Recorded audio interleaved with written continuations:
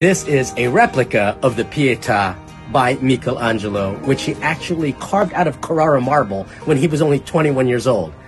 When I was 21, I could barely draw a straight line, but he was able to take this big chunk of rock and turn it into something like this. And when he presented it to the people in Rome's St. Peter's Basilica, they thought that it was ugly for two reasons. One, because if you look at this, Mary is actually huge compared to Jesus.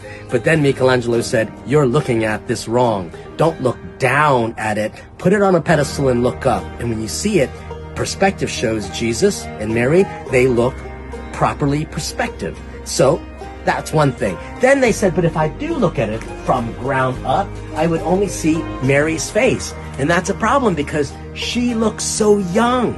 I mean, Jesus was 33 when he died. She had to be at least in her mid-40s. But she looks so young. And to that, Michelangelo said, it's because Mary is the Immaculate Conception. She's always going to be God's child, forever young.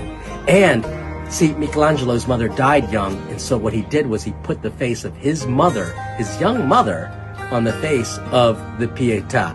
And because all Italians are mama's boys, they didn't call it ugly anymore. They said, it is beautiful. But what's interesting is that he carved all of this out of rock. And some people will ask him, how do you make a big, ugly rock so beautiful? And he said, it's simple. I just take away the parts that don't belong. Lesson for us. We have lives that are beautiful, but we make it ugly by sin and things that don't belong. So through the sacrament of reconciliation, God takes those things out of us and makes us even more beautiful than a Pieta.